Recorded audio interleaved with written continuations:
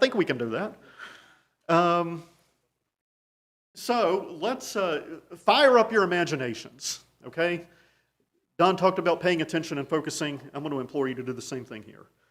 I want you to imagine you're arrested for a crime you didn't commit, okay? You're at home, say you're sitting there at a dinner table with your family, there's a knock on the door, it's the police, and they're looking for you. You think, there's got to be a mistake, right? Wrong house number, similar name, and we'll talk this out and straighten it out. They pull out the warrant, they start reading it, it's the right address, it's your name. They came for you. It's not an error. So, you tell your family, it's like, oh, you set my food aside, I'll be back soon, we'll get this cleared up, and you go with them. And you get there, you get booked, you're put in a cell, and all the while, you're thinking to yourself, there's some mistake here. I'm not supposed to be here. Not sure what's going on. And the longer you stay, the more this starts to wear on you. And you're sitting there in the cell, your life is falling apart, right? Guards don't care. To them, it's another day on the job. You're just one more person that says you shouldn't be there. But this keeps going, and as time goes on, you don't know all the details, but you come to understand that this is a serious matter. They found you on purpose, and there seems to be very strong reason for it. This is not a mistake, it's not a misunderstanding, and your mind starts to, you start to wonder, how could this have happened? What could be going on? What about my family? What about 24 hours ago, everything was fine, my life was normal, now I'm in here. Eventually, you manage to drift off to sleep. And what I really want you to think about, what I really want you to use your imagination hard and put yourself there in your mind's eye, I want you to think about the first morning you wake up in a cell. First morning you wake up in a cell. I can't tell you how many times I've had a bad dream at night, something terrible happens in this dream, and then you wake up and you are relieved. You're relieved. It was just a dream. I'm in my bed, I'm in my house, it's the next day, it was all just a dream. As you're starting to wake up on this morning, there in that hazy period, as you're just starting to come out of as you're starting to wake up, you haven't quite opened your eyes yet, you're kind of foggy. You think, oh, it was just a dream, it was a nightmare, but then you open your eyes and there you are. This is where I am now. I don't know how I came to be here. I don't know how long this is going to be, but life as I knew it yesterday has stopped. And there's nothing I can do about it. I'm not going anywhere. This morning we're going to talk about how to be happy in chains. And maybe that gives it away just a little bit. You could ask how to live in chains. That is, how you can stand to live in chains. How you can have any sense of energy or hope, or get up, go through your days each day, and wake up the next morning and with the sense that life is still worth living. How can you do this? And you'll notice up here Philippians 1. I don't think it's a secret to most of you in here. I think it's pretty common knowledge. Paul wrote the epistle of Philippians while he was imprisoned in chains. The question is, as I've asked you to imagine this, how would you react? How would you react? How do you think most people would react? I imagine the reactions run the gamut. Some people may break down in tears. Some people may have a panic attack. I don't know, but how would you react if you found yourself in that situation? Sitting in a concrete cell behind bars, very much purposefully, not a mistake. You're there, and you're going to be there for some time. How would you react to it? Now, Paul certainly could have spent his time in self-pity and complaint. Dare say many people do, right? Woe is I. How did this happen to me? I'm not supposed to be here. And you lose it. But of course, again, I think most of you here know that Philippians is one of the go-to texts in the Bible for joy, right? And it's odd, it doesn't fit. How can a person talk about joy in a situation like that? 99% of people, I dare say, would not. It would be the last thing on their mind. And I want to make clear, right, we're trying to draw applications here from Paul. You and I are not literally in chains. Paul is, right? He is in chains. This morning I talked about, I heard someone, a congresswoman on the news say, I was literally shocked when I saw the contents of these documents. Like I said, I'm like, it must have hurt, right? It's like, I'm glad you survived. She was figuratively shocked, I think is what she meant to say. Paul is literally in chains. However, there are umpteen bazillion different ways that you and I can figuratively be in chains. That is to find yourself in life in a place you don't want to be. It's miserable, you're trapped, you don't want to be there, and you have no way to get out of it. At least no immediate, obvious way that you can extract yourself from it. It could be any number of things. It could be failing health. It could be a serious medical problem that has caused your health to become debilitated, and you're stuck with it. It has altered your life. It is not so very different from waking up in a prison cell. It could be an unhappy marriage. It could be you find yourself stuck in a place and you just like, how did I get here? This isn't the person I used to know. How did things get like this? It could be children who have gone off the rails and broken your heart. It could be financial struggles. Maybe you lost your job and you're thinking, yesterday everything was fine. I could pay my bills. Now all of a sudden, 24 hours later, I might lose my house. How am I going to put food on the table? It could be any number of these things. All of these situations are chains. It's a miserable place. You're stuck in it, but you can't get out. How could Paul be happy, not just managing to get from day to day, which is hard enough, but happy? This guy in this epistle, he tells other people to rejoice. He talks about contentment. He talks about joy. How? Again, if I were in that, if I were the one who woke up in that cell, I can assure you it would be the last thing. I like to think that maybe given everything that I've learned, everything that I know, I could bring it to mind and start to try to cope. It would be the last thing. I can tell you that right now. It's true for most people. How? How could he be happy in his chains? And this morning the question for us is, how can we be happy in ours? And all of us have been there. Maybe some of you are in such a situation right now. Again, health, the loss of a loved one, a job loss, any number of things. How can you find joy in such a time? We're going to look at Paul because maybe he managed, right? He managed somehow to write this epistle in such a place, so maybe he can tell us something about it. How do you do it? Here's the first thing you can take from Paul. Philippians 1, 3 through 5. He writes this. Again, from prison, literally in chains. He says so later on in the chapter. I thank my God upon every remembrance of you, always in every prayer of mine for you, all making requests with joy, for your fellowship in the gospel from the first until now. Paul is someone who looks at the past with thanksgiving to God. And he had probably already been associated with the congregation at Philippi for 10 years. And he had fond memories of that association. And the double use of the word all that he has here makes these verses amazing. Again, it would be the last thing on practically anyone's mind. I think for most people in this situation, if you looked at the past, it would tear you up. Right? You think about the family that you left behind when they came and knocked on your door the day before. You're like, I don't want to think about that. I don't want to think about all the good things I used to have before I landed in this miserable boat. I don't want to think about that. That hurts. But that's precisely what Paul's thinking about. Again, he's in prison writing to these people, and he says, every time I think of you, it lifts me. It lifts my spirits. Paul is someone who, despite his sarcastic, crabby nature, which I love, I've told y'all that a billion times before, he is someone who looked for the good in everything. You're like, well, how do you know that? Because of what I'm reading. The fact that he can say this from the position that he's in, that tells me all I need to know. He looks for the good in all things, even though Even though not only is he in prison now, but also, you go to 1 Thessalonians 2:2, he had suffered mistreatment in Philippi.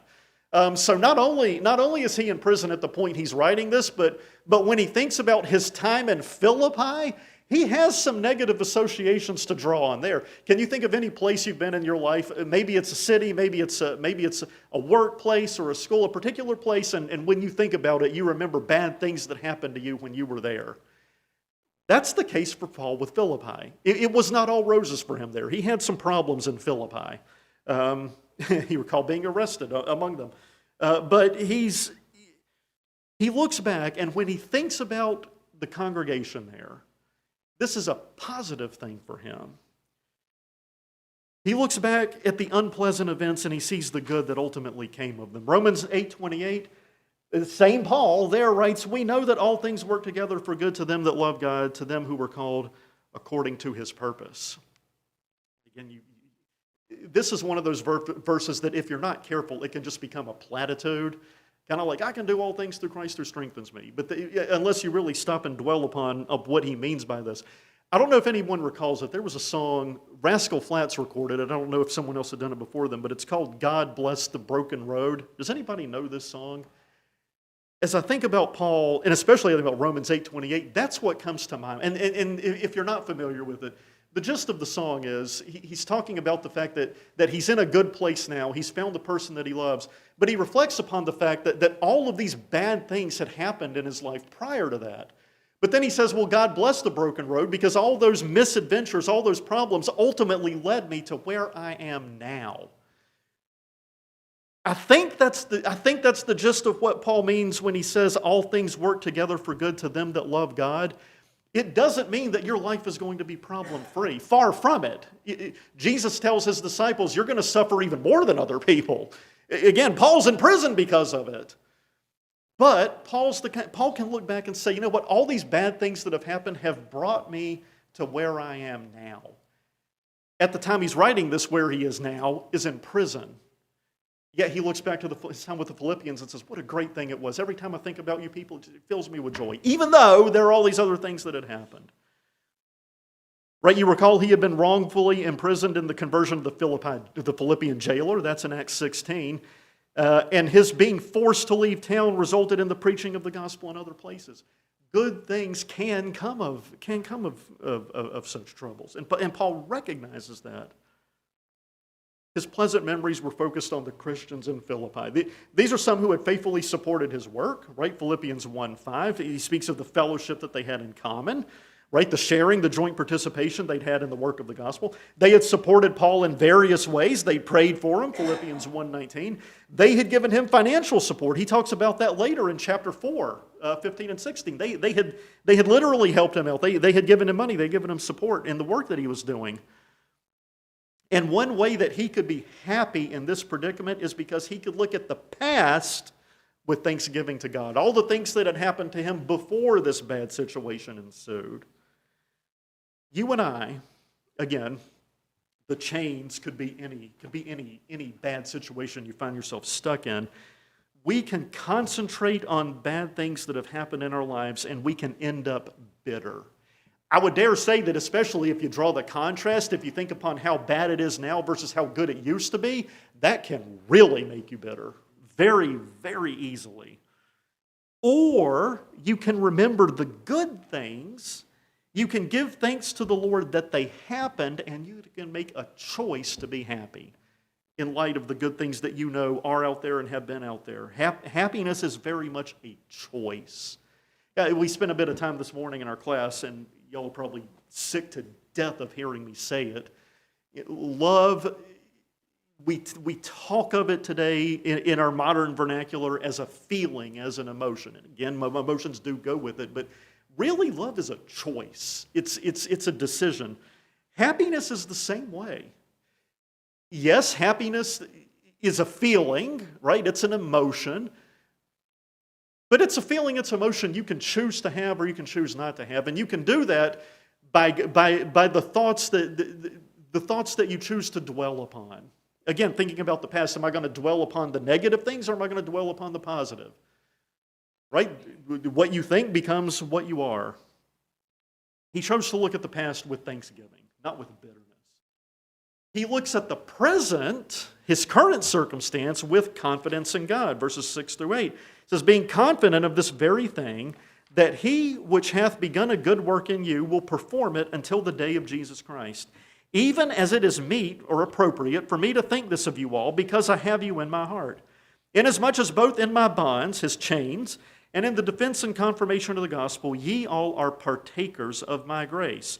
For God is my record, that is the thing that bears testimony, witness to what he says, how greatly I long after you in all the bowels of Jesus Christ. As Paul thought about the Christians in Philippi, he is flooded with these thoughts, these remembrances, these feelings of joy. He longs for them with all of his heart. He values them. They're his brothers, his sisters. Even though he's in prison, he knows they're still out there. And he loves them with the love that characterized the Lord. They're important to him. He's concerned about their welfare despite his own circumstance.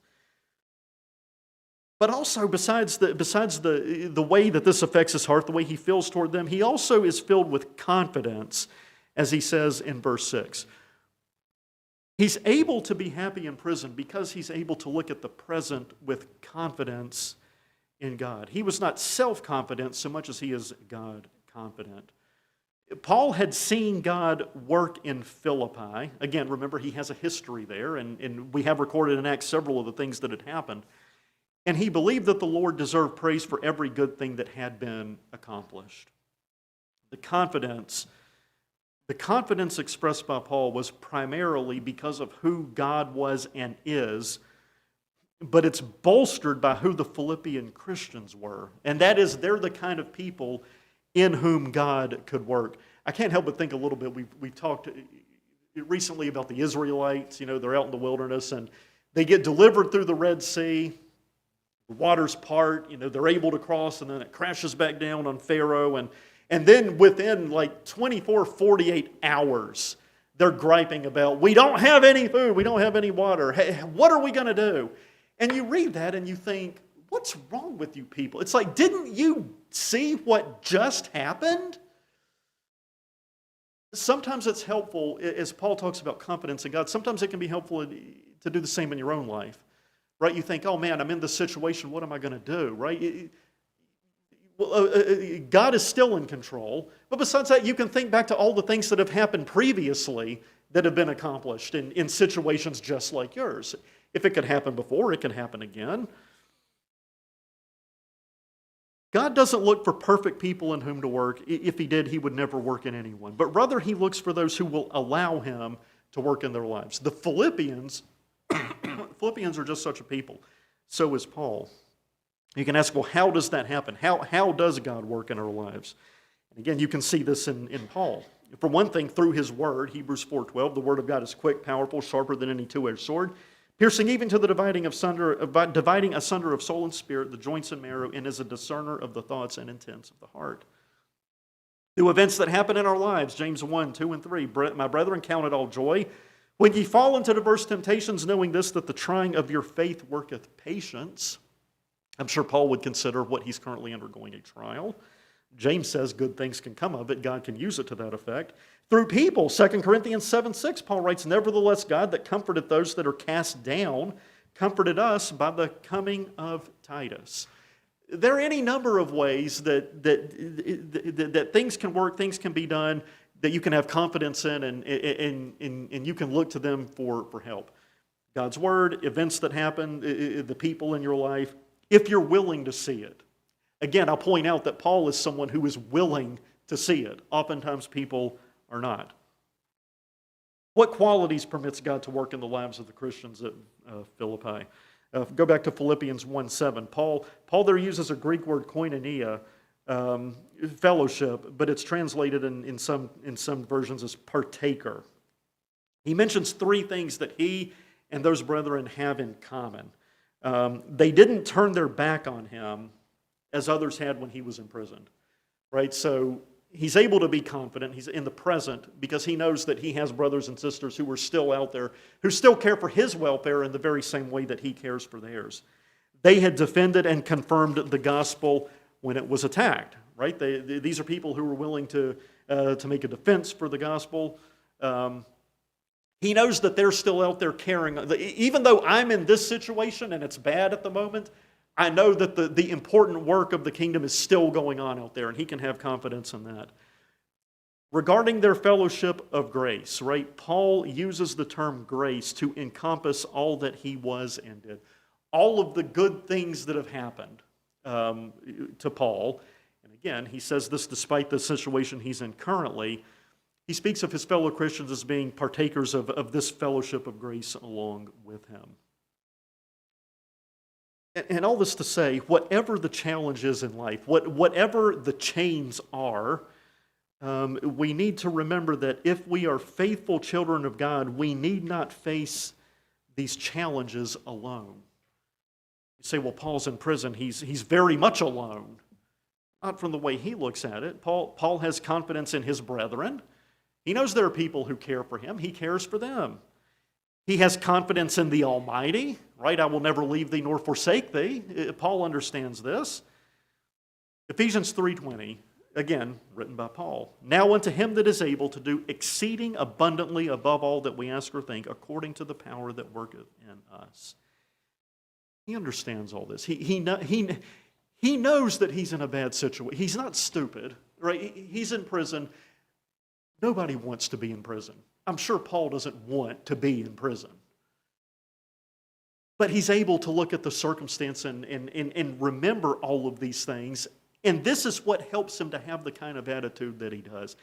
It's what enables him to write about things like joy when nobody else would. I've often remarked, Paul refers to the peace that passes understanding. He's got it because of all these things we're talking about. A guy sitting in prison in chains writing about joy to other people looks like a nutcase, right? It's like something must be wrong with you. I don't understand. He's all right, that's right. What I have passes understanding. Of course you don't understand it. You don't have it. He looks at the present with confidence in God, just as he looked to the past with thanksgiving. He looks to the future with prayer in God. Verses 9 through 11. He goes on to say, "In this I pray, that your love may abound yet more and more in knowledge and in all judgment, that ye may approve things that are excellent, that ye may be sincere and without offense till the day of Christ, being filled with the fruits of righteousness, which are by Jesus Christ, unto the glory and praise of God." Paul prays that they will grow in love, that they're going to abound, that they'll always seek the best for each other. He prays that they'll grow in knowledge, spiritual knowledge, right? Study, of course, is the key. He prays that they'll grow in the ability to discern between right and wrong, which, of course, is closely connected to the knowledge that he says he hopes they develop. They have the perception and understanding and maturity as Christians to carry on and to keep doing what they need to do even though he can't be with them. He prays that they are going to grow in Christian character, that they are sincere, that they are who they think they are, that they are who they claim to be, and that they are what God would have them to be. He prays that they will grow in living fruitful lives. He speaks of the fruits of righteousness bearing the fruit of good works. He wishes all these things for them. He's thinking of their welfare, even though he himself is imprisoned. To face the future with confidence, no matter what your life is like right now, but especially if you are currently in a situation that could best be described as being in chains. Live closer to the Lord each day and glorify Him in all things. In other words, don't worry too much about yourself and your own problems, but rather give thanks to God for all the good things that you have had, that you do have, that will happen. Be thankful for the other people, your loved ones, your brothers and sisters who are still out there fighting the good fight, and pray. Certainly pray for your own situation, but think bigger than that. Again, this is the key. If you're putting all this together, this is the key to Paul's success. He's thinking about things other than himself. As you pray, certainly pray for your situation, but pray for bigger things. Pray for the success of the kingdom, for the work that's still going on out there in the world around you, even if you aren't able to be engaged in it the way you want to at the moment. Pray for those people who are out there who you care for and yet you know that you remember still care for you. Prayer is the main component in all of this. And there is no better advice for one who is in chains than to take their eyes off themselves and fasten them on the Lord. The question is, and the question I'll leave you with, is what is your reaction when you find yourself in the chains of life? Could be actual jail. Hopefully it's not, but it could be. Could be a job loss. Could be a health situation. Could be the loss of a loved one. Any number of things. But the choice, you can't help that it's happened to you, but you can help how you react to it. Look at the past. You can look at the past with misgiving and bitterness, or you can look at the past with thanksgiving. You can look at the present with cowardice or with confidence. You can look at the future with worry and apprehension or with prayer. Ultimately, you can rely on your own strength or you can rely on the strength of the Lord. The only question that remains is which will be true of you. If you're in that place right now or you find yourself in that place, what will you choose to do with it? And I hope you'll look to Paul as a good example for how to handle it. All right, this morning, the Lord's invitation is extended as it always is. Thanks to the gospel message, you as a Christian can have hope for the future regardless of what the present looks like. That's why I wanted to sing this song again at the end. No matter what your life is like, whether you, as Paul puts it, whether you are abased, whether you're down, whether you're abounding, that is, you're up, ultimately, 100 years from now, none of that will matter. What will matter is what you chose to do with the gospel message, that God sent His Son as a sacrifice to deal with the universal problem of sin that all of us had. What you choose to do with that, whether you turn your back on it and say, I don't need it, or you accept it. You become a Christian like folks in Acts, you hear the gospel, you confess the Lord as the Son of God, you repent, you become baptized, you become one of His, and you live a faithful life through all of the circumstances, good and bad. You have joy just like Paul did because you know what awaits if you fight the good fight and keep the faith. This morning, if you need to become a Christian, you have an opportunity. If you're already a Christian and perhaps you need help in a situation like this, you have an opportunity.